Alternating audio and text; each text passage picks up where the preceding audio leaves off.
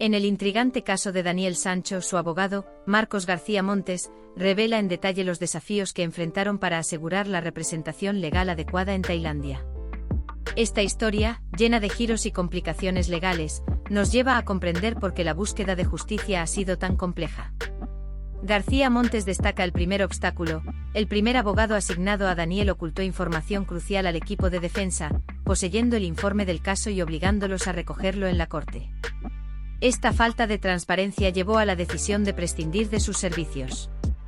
En el segundo intento, la defensa contaba con la filtración de la policía tailandesa, que sugería que el incidente fue resultado de una pelea, descartando así la premisa de premeditación.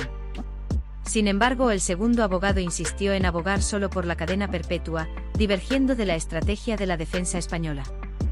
Finalmente, después de superar estos desafíos, la defensa española logró encontrar un abogado de oficio comprometido con la estrategia que abogan, que no hubo premeditación y que la muerte de Arrieta fue un lamentable accidente. Hay partido, afirmó el letrado español, expresando un nuevo rayo de esperanza en esta complicada situación.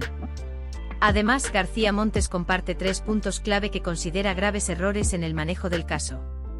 El primero señala las filtraciones de la policía a los medios, perjudicando la posición de Daniel. El día 21 de agosto, la policía filtra que ha habido una pelea, y es cuando digo que se acabó la premeditación, explica el abogado. Luego menciona la intervención del fiscal jefe en una entrevista, anunciando su intención de venir a España tras cumplir parte de la condena.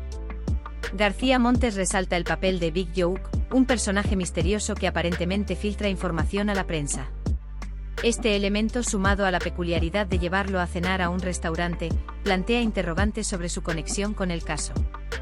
El abogado concluye señalando los errores de los primeros 2 abogados, resaltando la falta de transparencia del primero y la desconexión del segundo con su cliente.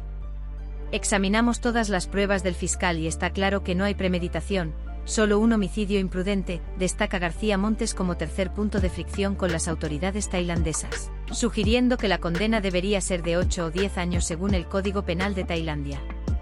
Esta revelación plantea nuevas preguntas sobre la integridad del proceso legal y la búsqueda de justicia.